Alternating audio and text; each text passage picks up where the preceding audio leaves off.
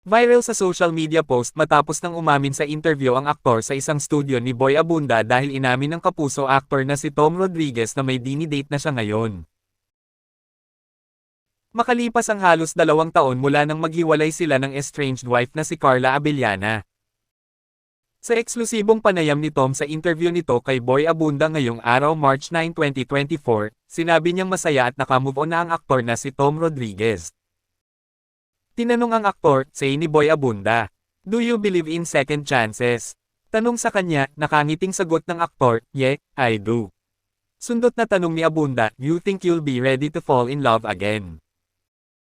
Madaling sagot ni Tom, "Yeah, I am now. In fact, I am seeing someone." Paglilinaw ni Tom, fully healed na siya nang makilala niya ang babaeng nagpapasaya sa kanya ngayon. Sabi niya, "At that point, I was already there. Inayos ko muna yung sarili ko and once I was ready, it came at the right time. At that point, I thought it would never happen again." Mahihinuhang ang pinatutungkulang ayaw ng mangyari ni Tom ay ang masalimuot na kinahinatnan ng relasyon nila ni Carla.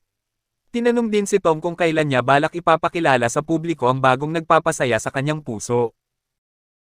Ayon sa aktor, nais muna niyang limitahan ang pag-share tungkol sa kanyang personal life, partikular na sa pagkakakilanlan ng babaeng nagpapaligaya ngayon sa kanya. Saad niya, "I don't know, magdadamot ako yata. Like what I said, I really want to keep it to myself. But like I said, I live my life like how it is. So, eventually siguro everyone would, like, what they see is what they get. But for now, it's my own now." Mahigit 2 taon ding nanatili sa Arizona, USA, si Tom makaraang maghiwalay sila ni Carla. Ikinasal sina Carla at Tom noong October 2021 matapos ang 7 taong pagiging magkasintahan. Subalit nagulat ang publiko nang mapabalita ang kanilang breakup noong January 2022, o 3 buwan lamang mula nang ikasal sila.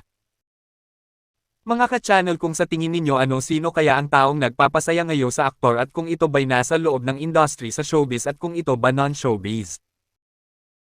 Comment down below at huwag kalimutang mag-subscribe and click the notification bell at piliin ang all para sa susunod kong may upload.